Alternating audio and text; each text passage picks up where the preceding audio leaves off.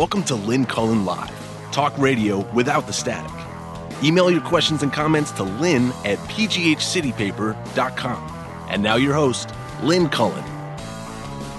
Hey there, how you doing? It's a dreary Monday. I sort of like dreary Mondays. Mondays are sort of dreary by their very sort of figurative nature of sending us all back to our work. But what?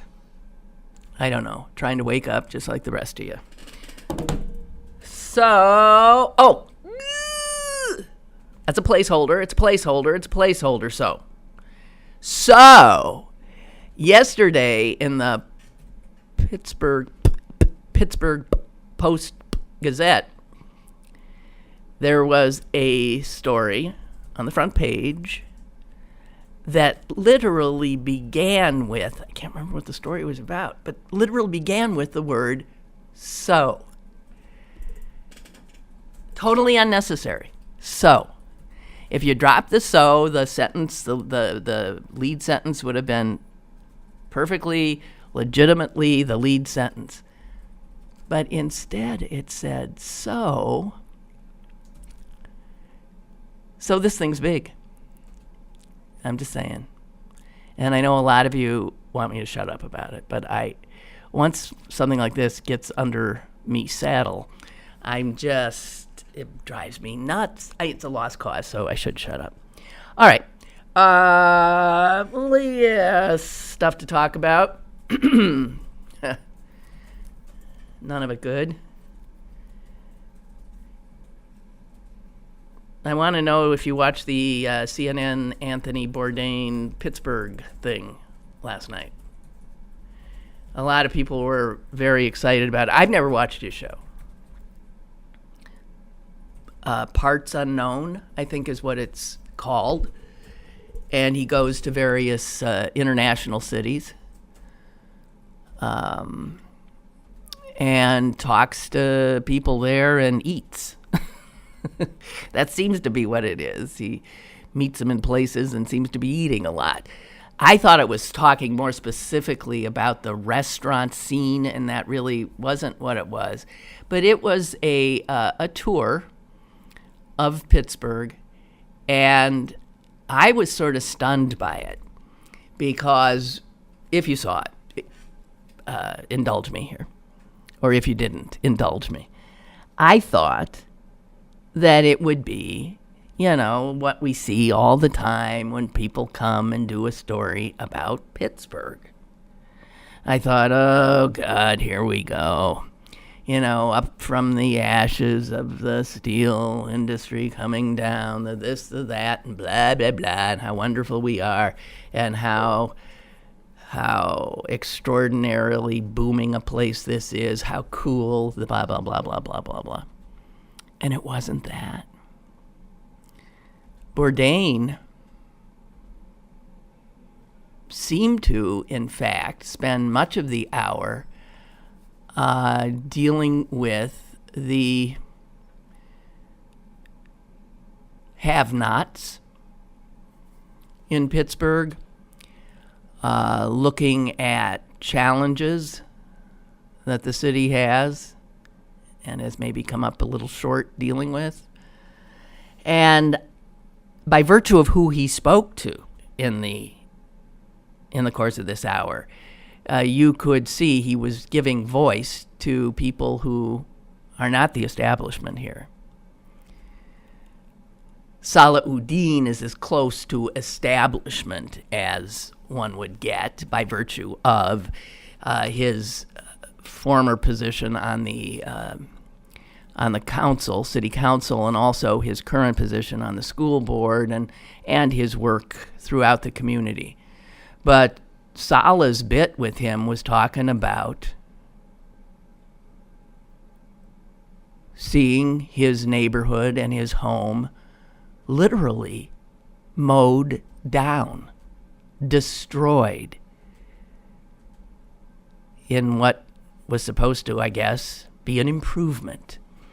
His neighborhood, his home, his friends' homes, the grocery stores, all the the thriving community that was that lower hill. Might not have been a rich place, but it was a rich in culture and community place. And it was mowed down to put up the Civic Arena. And in this telling with Bourdain, Pittsburgh doesn't look good. Although Pittsburgh doesn't look any different than most cities.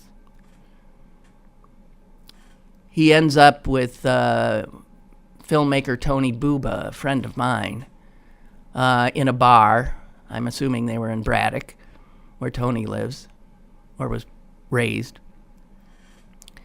And so they're talking about the impact of, steel going away and of these communities like Braddock.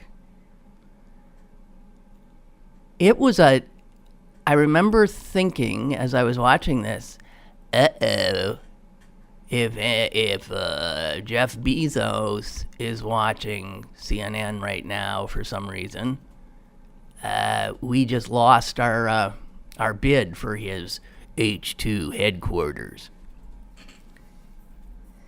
Because it wasn't that airbrushed picture of us. It was the warts and all picture of us. And I found it richer for that and more compelling. So I was surprised, so used to seeing the usual raves about us. Not that there were not raves. And the fact that Bourdain came here to do a show that is connected to food, but clearly about a lot more, talking about Pittsburgh, and then unbelievably, the word Primanti's never came up, which I, again, consider a huge, huge plus. And he painted a true blue-collar picture of us. Like sort of the old Pittsburgh we keep trying to shed so we can get, all the nerdy, smart little millennials to come here. But it's the Pittsburgh that gives Pittsburgh its heart, its soul. Anyway, if you saw it, I really, I was surprised. And I could tell from a few things I saw on Twitter this morning that there's quite a bit of howling going on. Yeah? See, I didn't see any of the howling. Where do you see the howling? I don't follow anybody who would howl. I follow people who would think they were appreciative of the thoughtful, truly historic, it was not airbrushed history of Pittsburgh. It was Pittsburgh's history with the good and the bad. So, if any of you have anything to say, let me know. Again, my phone number is Lynn at pghcitypaper.com. Oh, yeah. So I sent myself something here again, and it didn't show up. I wonder what that's about. And I'm not getting anything from you if you're sending it either. Okay. I'm talking to my guy here. You should know him. He's Stephen Caruso. Great name. Great guy. And definitely helping the show out. So,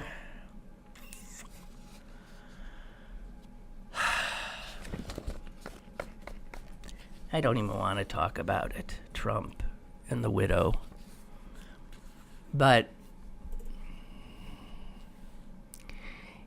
he's been tweeting like a lunatic all weekend, and he this morning pretty much called, well, he did. He called her, did not say she's a liar, but he put out a tweet in which he said that they had this wonderful, respectful conversation in which he mentioned her husband's name. She has said, of course, it was anything but, and he never mentioned her husband's name. So he contradicted her, and he is the president. Stop and think about this. The President of the United States is right now targeting, calling out, bullying, calling a liar, a 24-year-old widow, pregnant widow on top of it, mother, grieving.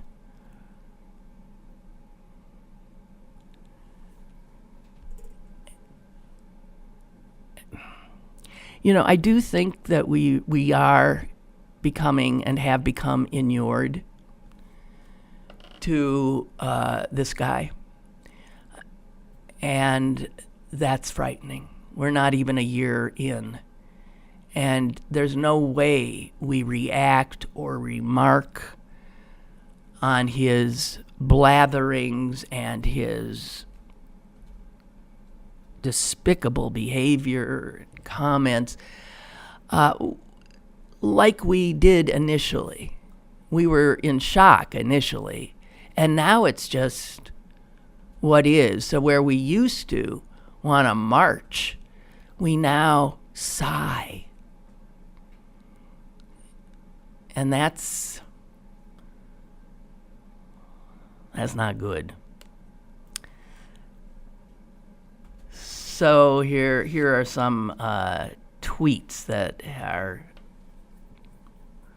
careening around Twitter right now about Anthony Bourdain's CNN show last night, focusing on Pittsburgh. Bourdain ripping on New Pittsburgh. All show had zero interest in filming a show in old Pittsburgh for years. What? That's not even coherent.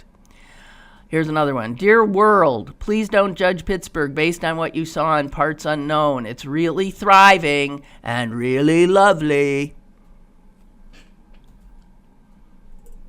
Especially if you're not in the working class and you're not black. Maybe you're not a woman. Not poor.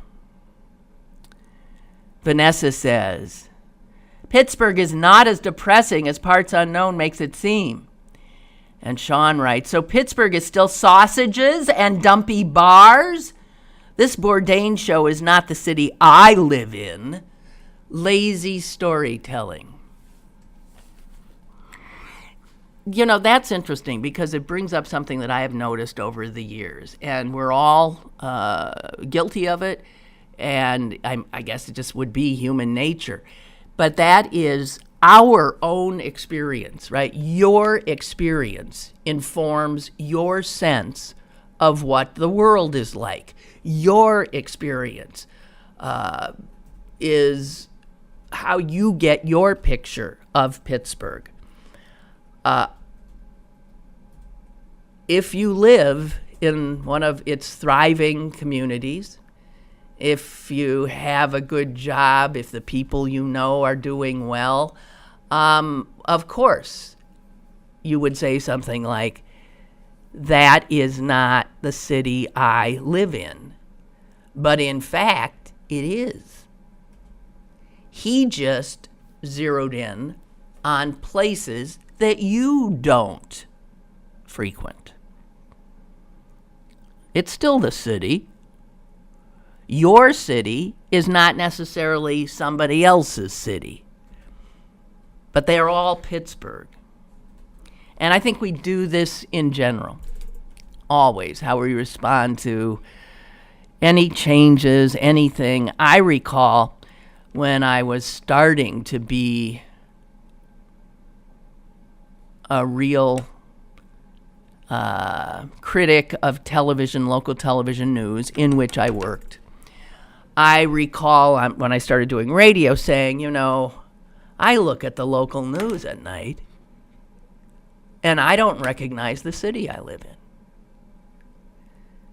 Which is true. I look at the news and I don't see my city. In my city, they're not guns being shot off. In my city, there are not abandoned buildings and falling down houses. In my city, things are just wonderful. But of course, just less than a quarter of a mile away from where my city is, there's an entirely different city. When you live in the city proper, that is not unusual. It's like seeing two different countries. One wealthy, robust, and the other struggling and dangerous. And they're both Pittsburgh. So stop and think about what the show is called, all you who are naysaying about it. It's called Parts Unknown. He wasn't going to come here and talk about the Steelers.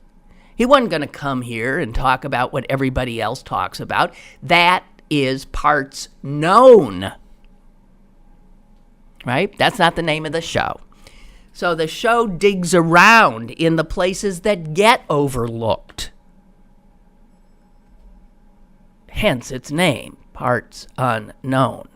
So anyone who thought they were going to sit down and feel like puffed up and proud, yeah, it was my Pittsburgh again.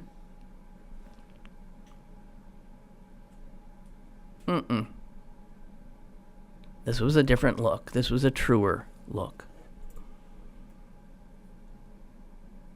Here's another one. Really let down by Parts Unknown. It's like they made an episode for the sake of promoting people not to come here. Yeah. I bet the mayor wasn't too happy either. Henry writes, so, very funny, Henry. So, I watched Anthony Bourdain's Pittsburgh version of Parts Unknown. I've watched his show often, and if you aren't a regular viewer, you might not understand his approach. Yeah, see, I never had seen it. I was surprised. I've heard much criticism of the show this morning, but people need to remember that the name of the... Okay, thank you. I stole your thunder, too. The name of the show is Parts Unknown. He uses food as a vehicle for exploring often unknown parts of a city.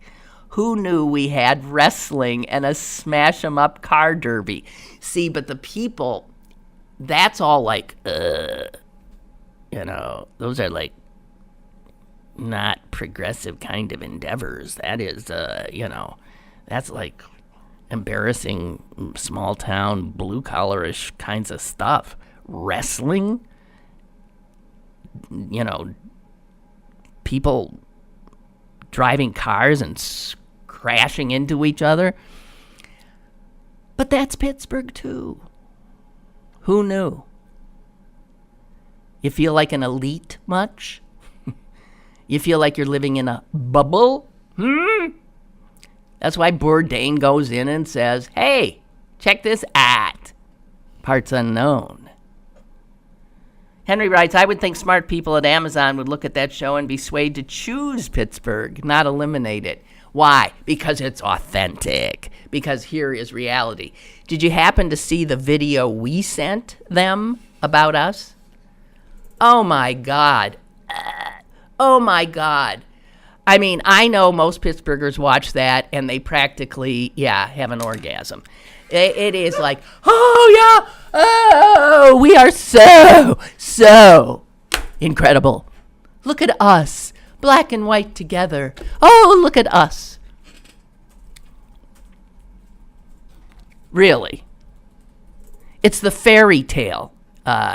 It's the myth we tell ourselves. There's truth in it, but there's a lot of bullshit and blurring. Take a look at it. Oh, you'll just love it. It's everything Anthony Bourdain's show was not last night. Everything. And if you put the two together, maybe you get a more real picture of the city. But,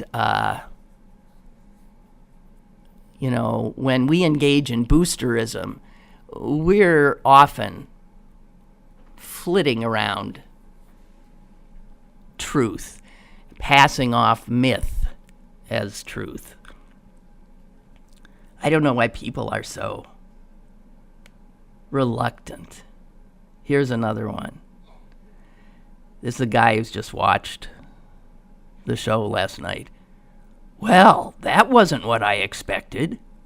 I've lived in Pittsburgh my entire life, and most of that episode was unrecognizable to me. Yeah, there were places that he went, and I didn't know where they were. I thought, where is that? What is that? It's not my Pittsburgh. Well, tough. It's Pittsburgh. It's just not yours. God. Suck it up, Pittsburgh. We thought we were a spirited, indomitable people who can just roll with the punches. Come on now. You don't have to be babified. You don't have to be, oh, he said something. He showed my city like I don't like to see it. We don't go into those neighborhoods.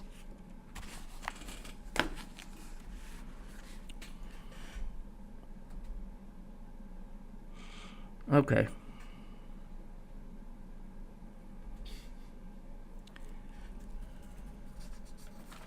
Oh, I want somebody to call me. I'm sorry. I'm feeling very alone here. Henry's the only person who's even engaged me at all today. Is everybody depressed? Did you all watch Anthony Bourdain's Parts Unknown and you can't get up this morning? You're freaked because you don't know your city?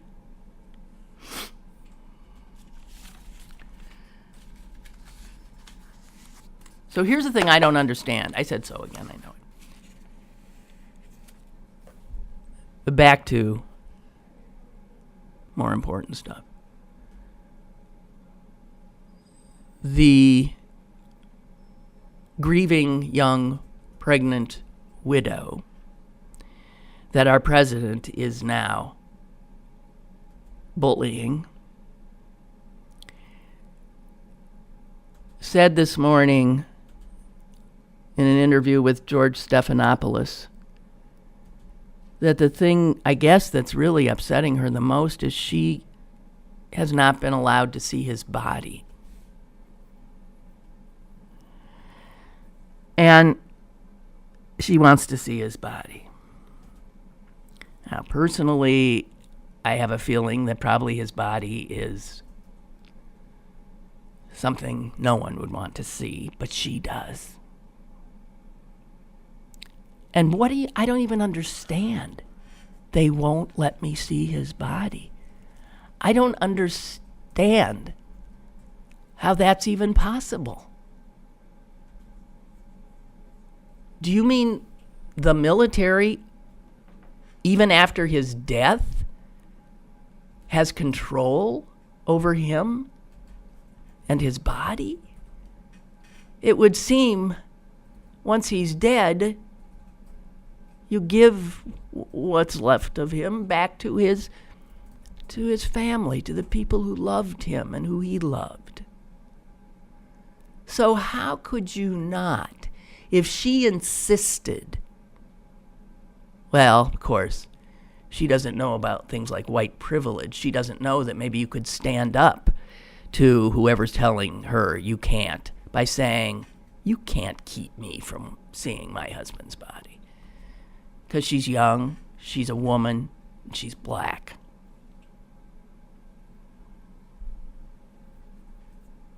You can't see his body. So he was buried this weekend. How could she possibly see his body now? She even said, I don't even know if that's him in there.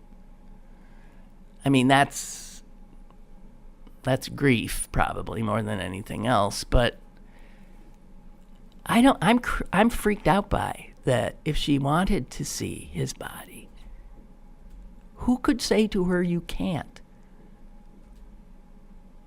Who could legally tell her you cannot? I'm just asking, because that's it's horrible. It's not something I would have asked, I don't think. But she wants to see him. And, we talk about closure.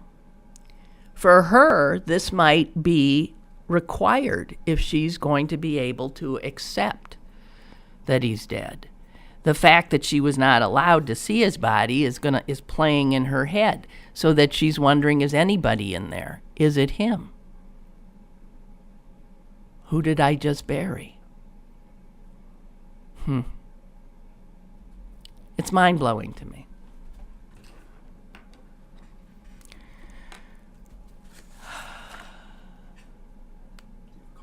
Caller, hello. Hello.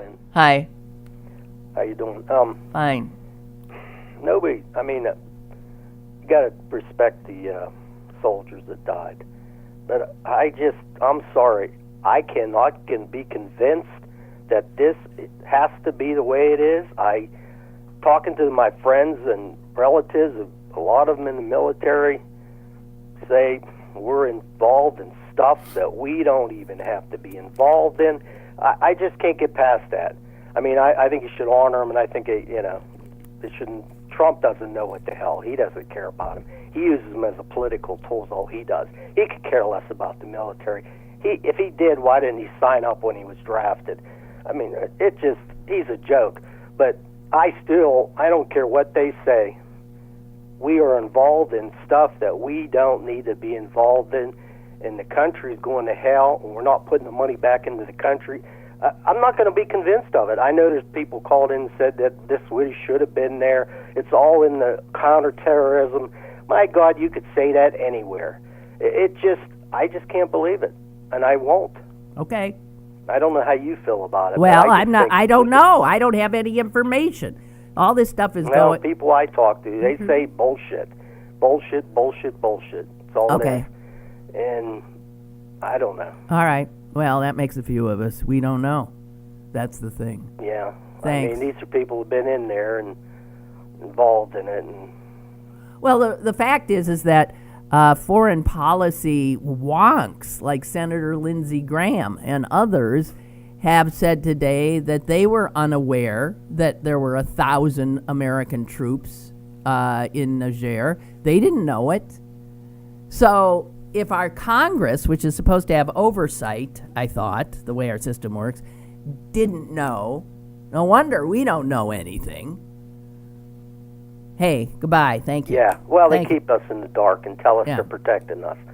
And that's all people, as long as they can keep you fearful, then you'll keep believing the bullshit. Yeah. And just look back in the past wars and the things we got into. There may be some things we had to do. Now, World War II, that's different. But beyond that, and I've said this so many times, I don't get it. I mean, you got enough weapons to blow up the world how many times, and you're still getting involved in this garbage.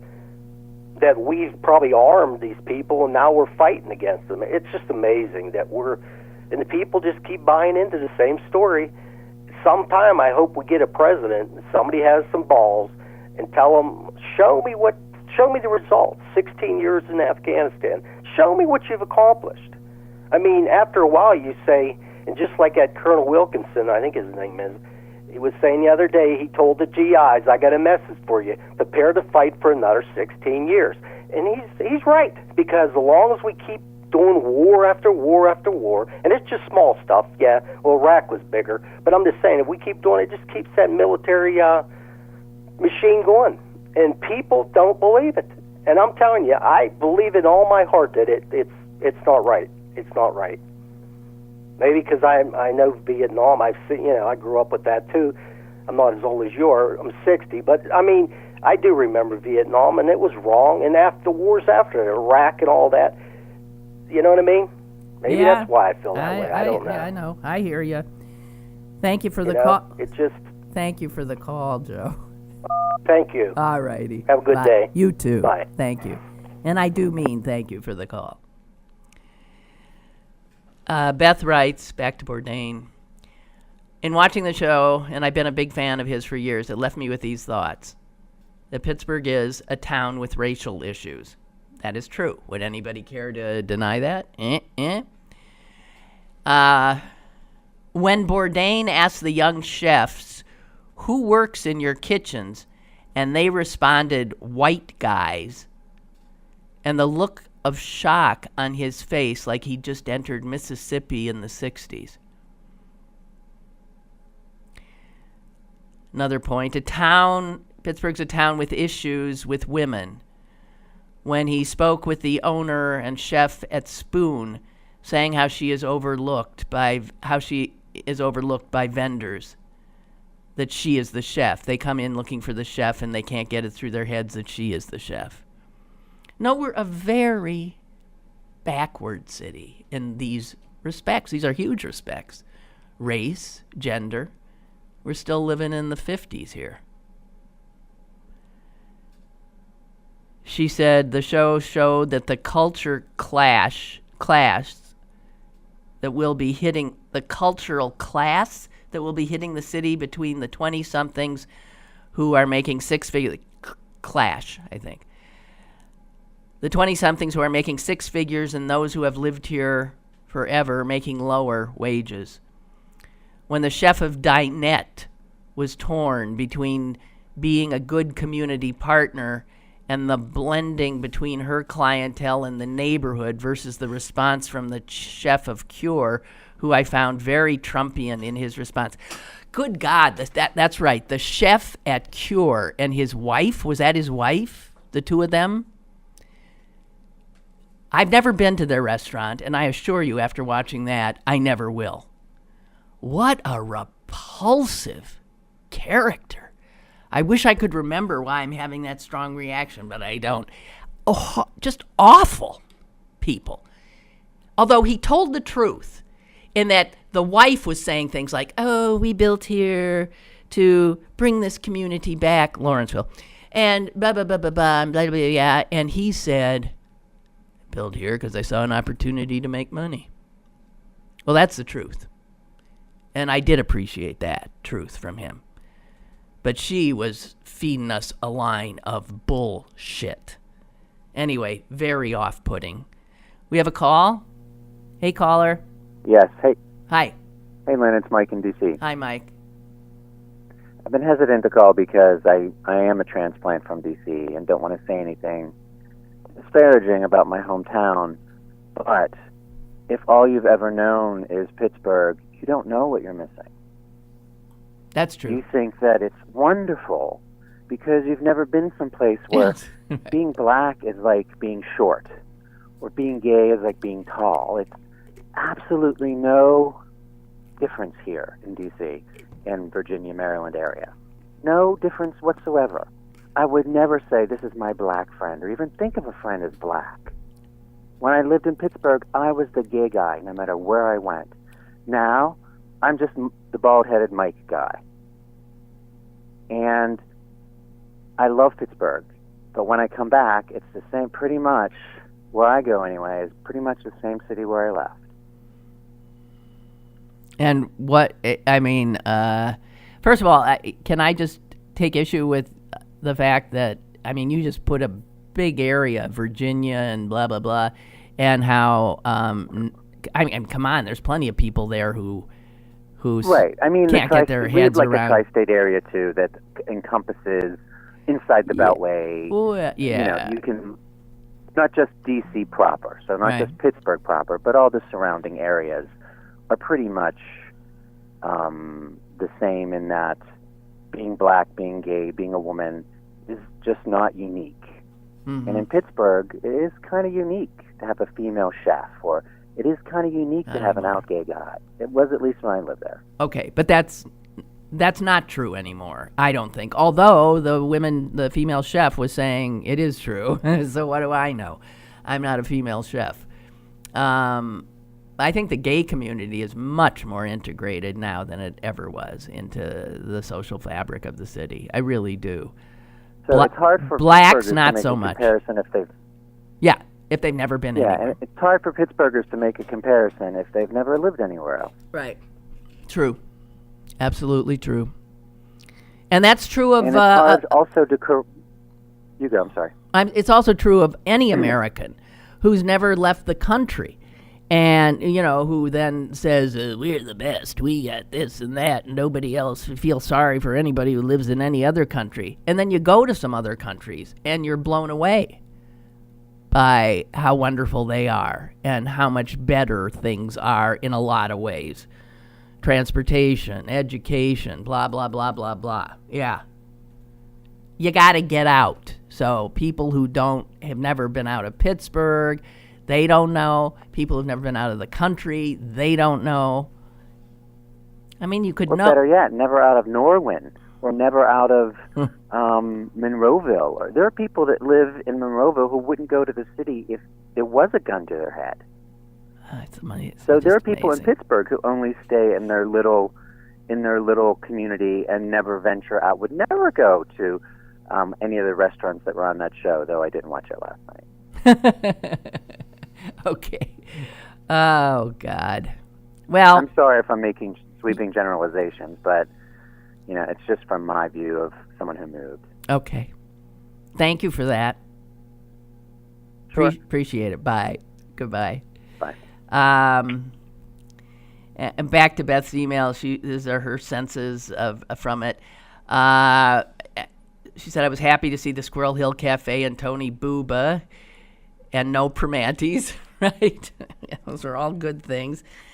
And she says, I'm oversaturated on John Fetterman. I understand. Totally. Man, that's an ambitious guy, and he is positioning himself. And he's getting he gets a lot of attention just by virtue of his unusual physique and his story. Harvard educated, becoming mayor of a town nobody wants to be in. He's an interesting character, but yeah, I too am very conflicted about him, mostly because I blame him for Toomey getting reelected. Totally blame him. He totally screwed the vote up here in Allegheny County, bled off a ton of votes that would have gone to Sestak. He wasn't bleeding any votes from Toomey. He was bleeding votes from Sestak. And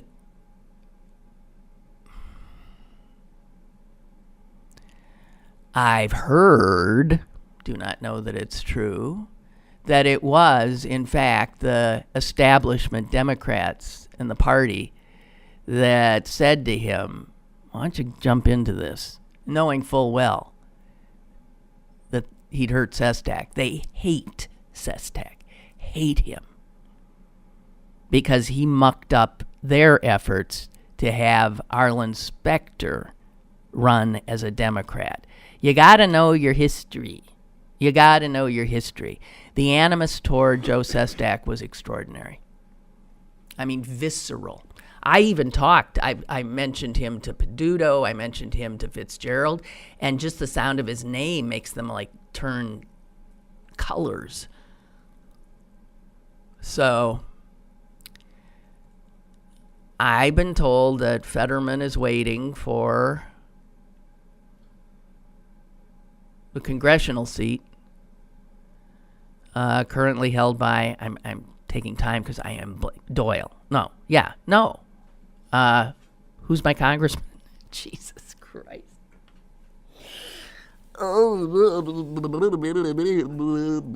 Huh? It is Doyle. All of a sudden that didn't seem right. By Mike Doyle. Yeah. We'll see. But yeah, this Fetterman worship thing. The other thing, if any of you know him, will you tell him something, please? He constantly tweets out pictures of his young children. Constantly. So that I, by now, sort of have a sense of his three kids. I know them. I see them at play. I see them doing this, that. He's constantly doing that. Now, I understand that's a proud daddy at work. But I also understand that that is not a smart thing to do. putting your kids, little kids, out there for anybody. You don't know who's looking at them, gobbling it up, knowing where to get them, this, that, and the other thing. I think if you're protecting your child, you don't do that. I'm sorry. You do not do that. I'm not sorry. But I wish somebody would tell him, hey, not smart. I mean, take a hint from other people in the public eye, not the Kardashians, but people like the Obamas or anybody else who protected their children from the public. You might choose Fetterman to be out there. They have no choice. And I really think it's a bad idea. I cringe every time I see another one. I think, oh, God, stop it.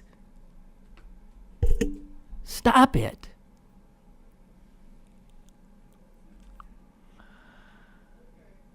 And back to Beth. She has even more to say. I think the ending of the show said it all. Going to a car derby in New Alexandria, all white, and focusing on the people wearing the stars and bars. Oh, yeah, there were guys. I mean, this was Trump country. And that's us, too. That is us. And noting that this town is only 30 miles away from Pittsburgh. Yeah. Beth says, in writing this email, it makes me think that his segment on Pittsburgh was really a microcosm of how Trump won the election and the division that is growing in this country. Right. Yeah.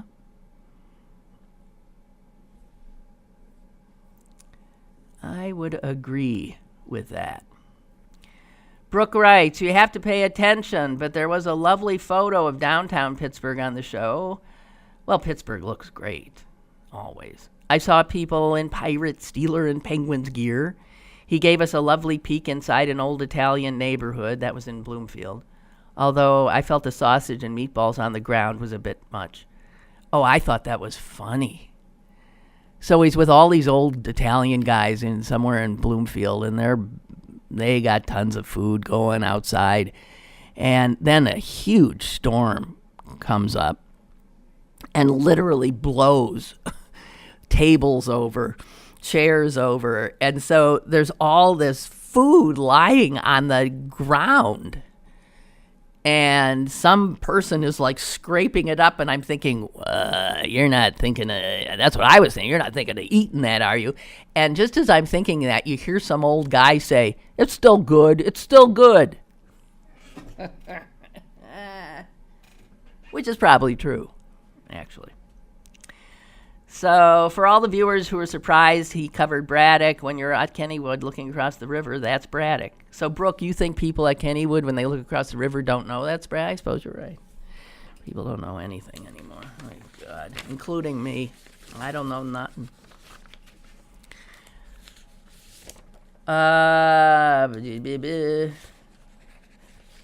The most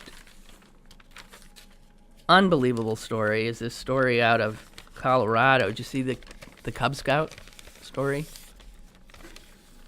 Did you see a Cub Scout was drummed out of his den? Was told, get the hell out of here. You don't belong in our den anymore. Because he asked some tough questions of a state senator who had come to talk to the den. And the Cub Scouts had all been told that she was coming and they should write up questions to ask her. And this 11-year-old kid, he's going to be a Boy Scout, I guess, any minute. Because I thought 11, that's old for a Cub Scout, isn't it? But he's about to, I don't know what do they call it when you go from a Cub Scout to a Boy Scout? I think in the Girl Scouts, Brownie to a Girl Scout, they called it flying up, I think. I always called it throwing up, but flying up, I think. Anyway, he's about to, but he had a question that apparently went on for 2 minutes. This little Cub Scout. So he must have been reading it, and I have to say, it doesn't sound like an 11-year-old boy, the question. Could be a very precocious 11-year-old. But it sounds more like his mom wrote it to me. But, hey, here's some of the question, if you haven't heard it. I was shocked that you co-sponsored a bill to allow domestic violence offenders to continue to own a gun. Why on earth would you want somebody who beats their wife to have access to a gun? Does that sound like an 11-year-old boy? I guess it could. And then he said, I was astonished that you blamed black people for poor health and poverty because of all the chicken and barbecue they eat. So he had a whole thing on her, a whole dossier, and he went at her. She's obviously a real right-winger, and he obviously ain't. Or he comes from a family that isn't. Well, apparently his den leader was so freaked about him asking these disrespectful questions. Now, at this point, I don't care if he wrote it, his mom wrote it, or anything. The whole idea, if you're in the Cub Scouts, is this was learning about politics, having a representative come, being able to question her, and this is learning about, free speech in America, politics, all kinds of things. And then the lesson is you'll be exiled if you ask a question we don't like. How is that? Teaching a Cub Scout, Boy Scouts, any child about what America's about.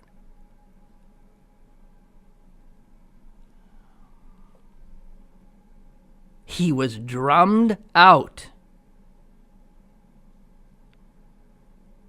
His mother was told that the den leader had been upset by references in the kid's long question, such as pointing out that the senator was a Republican. I believe that's a statement of fact. And that gun ownership was considered a right. Oh, it's another thing he said. Why do you consider gun ownership a right and health care a privilege?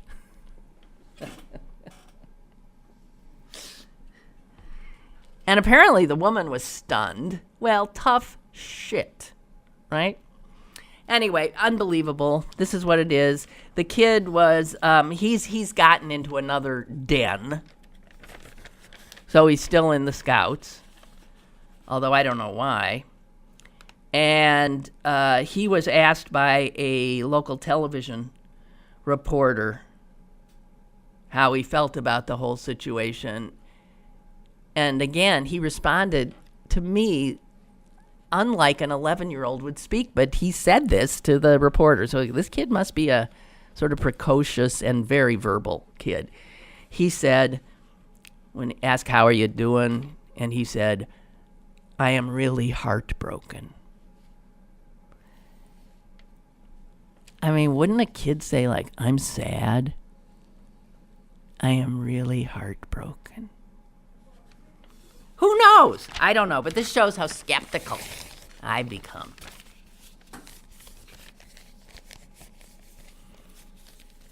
Hey, and did you see that bricolage theater experience that I raved about last Friday, I believe, got a rave review in today's Post-Gazette?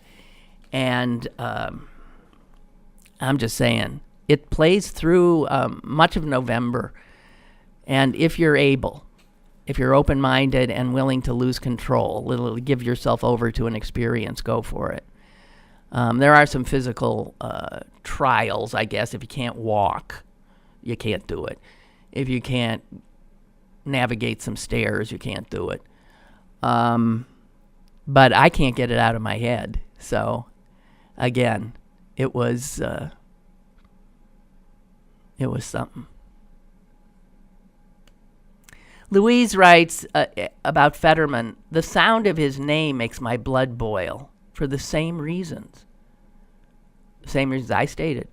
I heard his name come up recently as a possible replacement for the lieutenant governor, the one with the crazy wife. Not sure whatever became of that. Wait a minute. Lieutenant governor with a crazy... Oh, the one that... that Wolf got rid of. Yeah. They were acting like a member of Trump's cabinet. They were, berating their servants, and that were, I guess, really sort of security that were... I don't know. But, yeah. The party owes him, Louise says, for his work, and they will promote him. Yeah. I think that's true. I don't think he's a bad guy. I mean, I think in terms of his politics, I probably would prefer him to just about anybody that certainly, this goes without saying, that the Republicans would put up. But I do think he cost Joe Sestak that election, and that is close to unforgivable to me. Just saying. Chuck writes, Lynn, mixed bag. Got some comments here, okay. On Bourdain's show, one of the chefs commented that Pittsburghers do not like change. That is true. But I think that statement could read anybody. Minnesotans don't like change. Vietnamese don't like change. No, humans don't like change, okay? Let's hope Amazon was in the bathroom during that comment. Right. Of all the things Trump needs to be concerned about, he's making the release of classified JFK documents a priority. Well, apparently they were set to be released. This is decades ago. These dates were set on Thursday. And so Trump is the president while this release was set, and he's just saying, I guess maybe he has to sign off and say, let it out there, but it is supposed to come out. So be ready for a deluge of Kennedy stuff for the next month. God. And this, have you seen CNN's new commercial? Yes. Which takes a jab at Trump, where they emphasize that an apple is not a banana. Regardless of how many times you're told that apple is a banana. It's well done, and let's hope people get the message. Well, I think they will. I mean, it just starts out, it's just a full screen of a red apple. And it just says, this is an apple. This is not a banana. If somebody tells you it's a banana, it's still an apple. And it just goes like that, back and forth. It's still an apple. I don't care what someone's telling you. And then I think it ends with 2 words on the screen. Is it? Facts matter or something like that. But yeah, I've understated and clear about what they're trying to convey.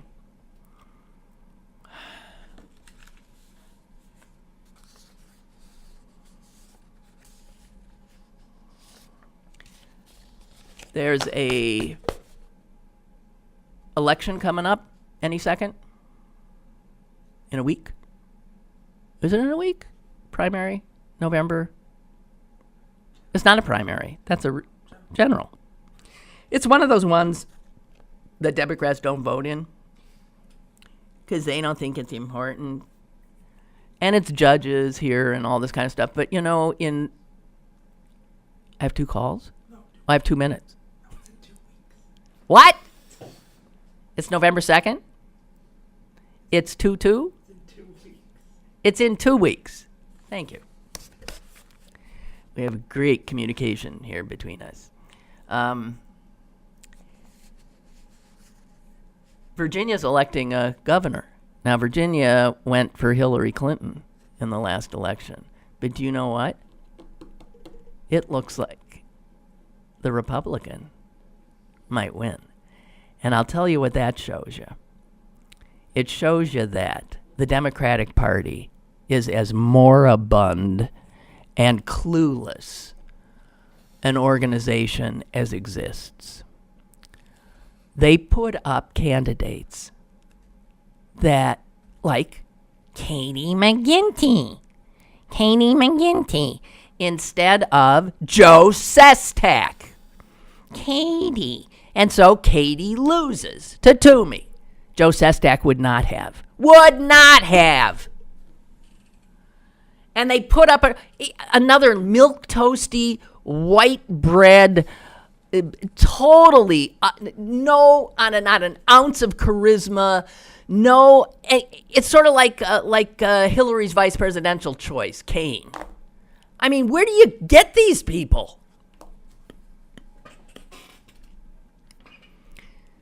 Both parties are nearing their end. I kid you not. Both. You think the Republicans are messed up? I think the Democrats might be more messed up, if you want to know the truth. And I read an interesting piece over the weekend that a lot of what's happening here, the fact that Donald Trump, who was not a Republican, came in and beat every Republican that was put up and wrested the nomination from the party he didn't belong to. And Bernie Sanders came close to kind of doing the same thing. No one would have thought he could have held on. Those were two insurgents. Bernie Sanders wasn't a Democrat. You could have had Trump Sanders.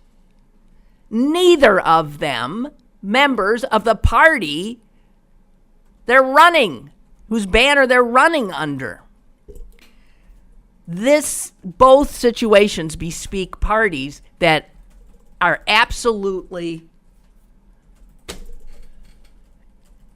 not in control anymore, don't have a mission, don't know what the hell they're doing. And the piece I read pointed out that a lot of this is because of just, the corruption that occurs and the lack of smarts that occurs when a body doesn't, it just sort of solidifies and stays. It's moribund. It's old. It's ossified. It doesn't hear anymore. But because of social media, because of the internet now, you don't need no stinking parties. Anyone can organize without a party. Trump won because he advertised himself through Twitter. This is happening all over the world. Macron in France. None of, there's more than two, of the major parties in France wanted him. He wasn't a member of any party. He created his own party. He was the only member of it. He won. Social media. Changing, upending everything.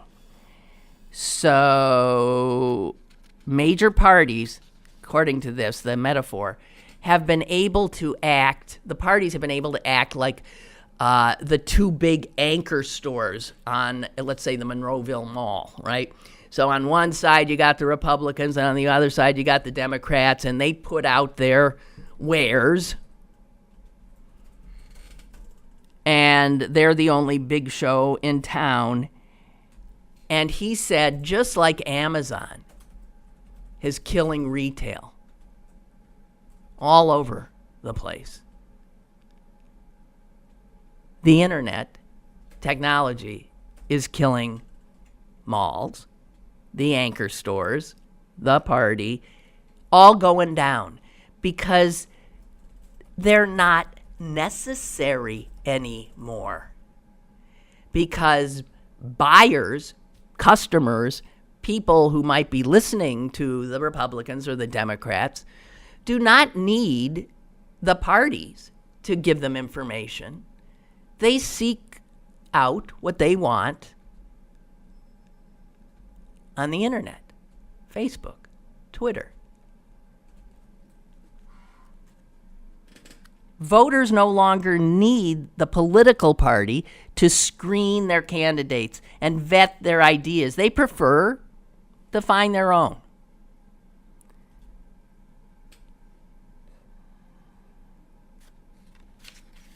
This piece ended with this.